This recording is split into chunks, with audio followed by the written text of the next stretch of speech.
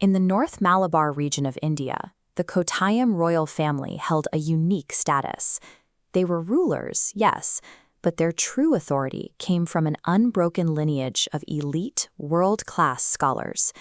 Then there was the current prince. By age 16, he had proven himself to be the exact opposite of his ancestors. He was unmotivated and showed absolutely zero intellectual curiosity. His mother, the queen, brought in the kingdom's most brilliant minds to tutor him. Every single one of them failed to make a dent. The boy simply could not, or would not, learn. In a dynasty where respect is tethered to intellect, having an uneducated heir was a massive liability. If the prince couldn't think critically, the entire family's hold on power was in jeopardy.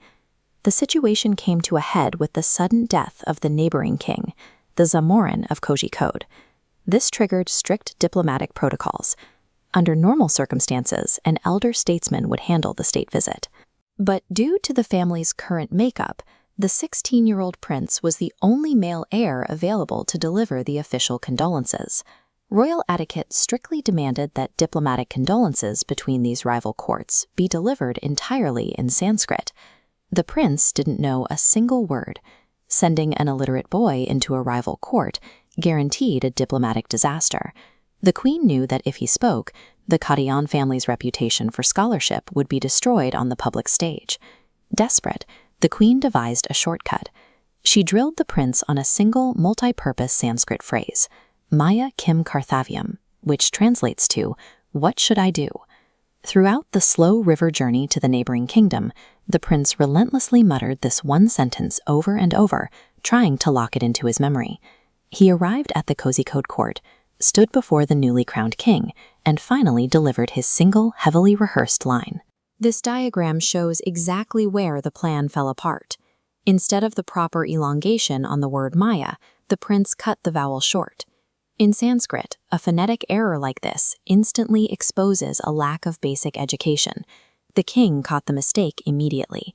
Recognizing the fraud, he publicly mocked the boy, replying, "Dir Gocharanam Kartavyam," meaning, "You should do a long pronunciation." The attempt to fake competence had backfired. By trying to hide his ignorance behind a memorized script, the prince secured a much more brutal and highly public humiliation. The prince returned home in utter disgrace. Seeing the political fallout, the queen finally accepted that no amount of standard tutoring would ever fix her son's mind. She turned to a terrifying local legend. Hidden in the mountains was the Maradhara, a freezing, violent waterfall with a deadly reputation.